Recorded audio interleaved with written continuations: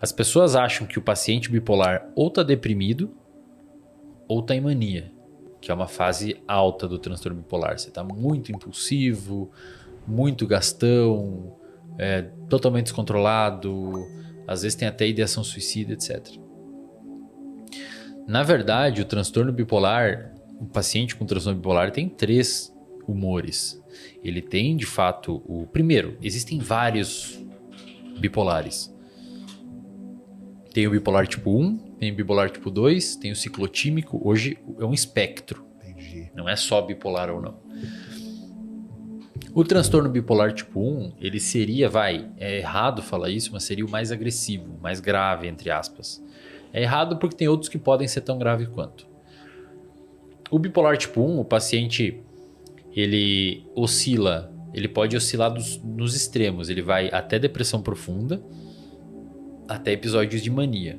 Episódio de mania é um humor super alterado, onde é uma autoestima extremamente exorbitante, muito irresponsabilidade com dinheiro, muita irritabilidade, muita impulsividade, uso de substância, etc.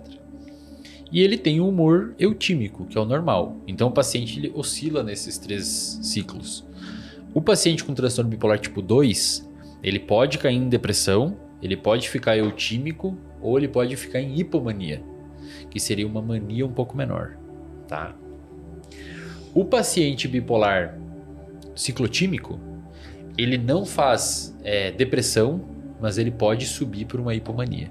Então ele fica mais ali, uma depressão leve. A gente sabe hoje, tem alguns estudos indicando que uma das principais coisas que faz o humor do paciente com transtorno bipolar ciclar, sair de uma depressão, por exemplo, ou do eutímico e cair na depressão, ou do eutímico e ir para mania ou hipomania, é estresse. Principalmente estresse agudo. Então, um término de relacionamento, uma demissão do emprego, uma morte de algum familiar, algum tipo de uma pandemia. Uma coisa traumatizante. Por quê? Aí é difícil estudar os mecanismos pelo qual isso acontece, né? Porque em humano é complicado seguir assim. Como é que você vai adivinhar quando o cara vai abrir um quadro de hipomania? Não tem como seguir ele e adivinhar quando que ele vai abrir o quadro de hipomania e medir as coisas. É difícil. Entendi. Mas existem alguns indicativos que mostram que esse estresse ele altera a funcionalidade do seu sistema imunológico e, consequentemente, pode gerar um grau de inflamação. E essa inflamação lá no seu cérebro vai ativar uma série de mediadores que vai alterar a concentração de determinados neurotransmissores, como dopamina, serotonina, etc. E aí o seu humor cicla, porque ativa algumas regiões lá do seu cérebro. Na verdade, não é necessariamente regiões, mas ele ativa... Não é necessariamente regiões, mas ele ativa redes, que são conjunto de regiões. Por exemplo, tem uma rede chamada rede de modo padrão. Rede de modo padrão é assim... na década de 80, 90 saiu o advento da neuroimagem. A gente começou a conseguir olhar o cérebro humano por dentro, principalmente ressonância magnética funcional. Você vê mais ou menos a atividade das áreas do cérebro. Você pega um cérebro em repouso normal, pede para o cara fazer uma atividade, por exemplo, que envolva olhar alguma coisa e você faz um delta desse para esse e vê qual área que ficou mais ativa em comparação fazendo o delta. E aí você vê que, por exemplo, o córtex occipital, que é o córtex visual, se ativa. E assim você conseguia ter uma noção do que faz cada lugar. Assim, certo dia um pesquisador se perguntou, e quando o cara não está fazendo nada? O que acontece no cérebro quando ele está viajando? Ele não está prestando atenção em nada. E aí eles mediram isso. E é um paper publicado no ano de 2000 na PNAS, tem mais de 22 mil citações o paper.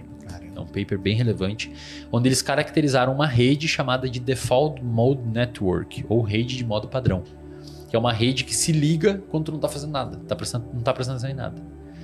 É a rede de ficar viajando. É, exatamente isso. Mind Wandering, você dá uma viajada na maionese. Entendi. Assim. E hoje a gente sabe que essa rede, em pacientes com depressão, ela é hiperativa. Porque o paciente com depressão fica mais para dentro dele. Ah, então por isso que o cara com depressão é mais introspectivo. Rumina muito o pensamento, ele não fica muito fora. Ele não faz, ele fica mais para dentro, a louça acumula, não toma banho, ele fica mais dentro dele. E no paciente bipolar, esse estresse gera essa inflamação, pelo que tudo indica, e desliga 2 outras redes que é a rede sensório-motora e a rede de saliência. Então essas duas redes desliga na depressão e liga a rede de modo padrão. Então o cara fica mais para dentro. Na mania ou na hipomania acontece o oposto. Você desliga a rede de modo padrão, então você fica muito para fora e você aumenta a rede de saliência, que basicamente é um circuito do seu cérebro, um monte de região, que é envolvido por detectar novas coisas no ambiente. Então, por exemplo, eu tô aqui com vocês, tem alguém conversando lá. Minha atenção é mais direcionada. Então, o cara em hipomania ou mania, ele tá ligado e conversa e fala e tudo pra ele é não sei o quê. E a rede sensório-motor, ele fica muito mais ativo e muito mais sensibilizado. Tipo, ele fica mais sensível com tato. Inclusive, a libido explode normalmente. Ele fica com um comportamento hipersexualizado. Devido a essa inversão de atividade, sabe? E na depressão, tem um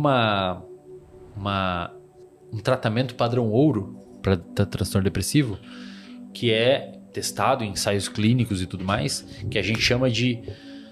Hoje, algumas pessoas dizem que é uma terapia, outros dizem que é uma ferramenta terapêutica, que a gente chama de Behavior Activation, ou ativação comportamental.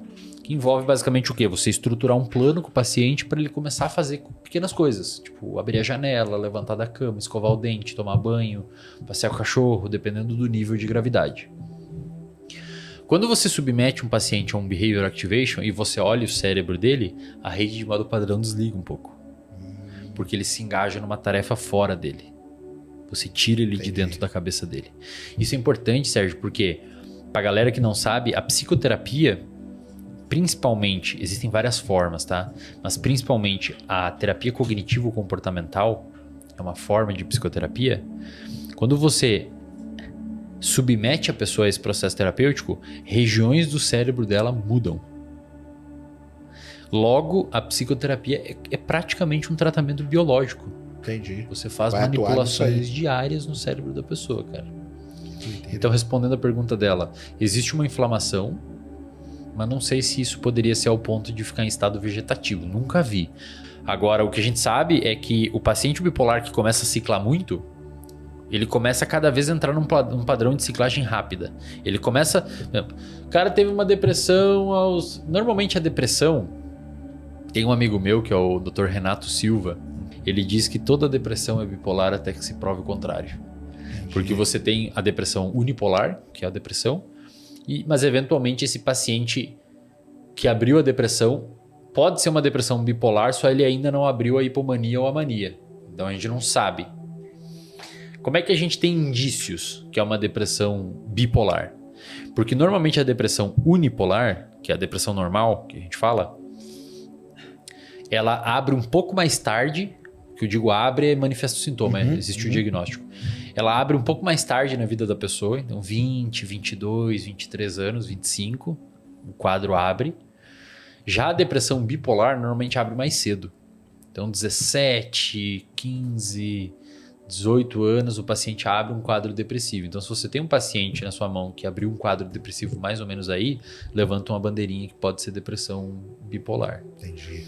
Se essa depressão foi tratada com 3 ou mais antidepressivos e não respondeu, levanta uma bandeirinha. Porque o tratamento de um bipolar é totalmente diferente de um depressivo. Inclusive, se você pega um paciente bipolar e trata só com antidepressivo, sem o estabilizador de humor, pode dar um efeito backfire. Você pode jogar gasolina na fogueira. Caramba. Pode piorar. E aí, muitas vezes, ele é diagnosticado como borderline. Porque ele tomou antidepressivo, a irritabilidade explodiu, às vezes ele tem quebra, alguma coisa, ou tem crises de ideação suicida. E o profissional fala, ó, é borderline. Esse daí quebrou o celular na parede, é borderline. Se cortou, é borderline. Não, na verdade é um bipolar que tinha diagnóstico de depressão e foi tratado com antidepressivo sem estabilizador de humor. Então é um jogo, cara. É complicado. É um jogo. E o paciente bipolar que cicla muito, ou seja, o humor, o cicla que eu quero dizer, o humor Fica alterou. variando, né? O cara lá com 17 deprimiu. Aí deprimiu, e ao contrário do que a galera acha, ele não tá ou deprimido ou assim. A maior parte da vida ele vira estável. Mania e hipomania é 1, 2% da vida. O cara ou tá deprimido, ou grande parte da vida tá normal. O humor está. Aí lá pelos 17 abriu uma depressão, tratou ali, melhorou.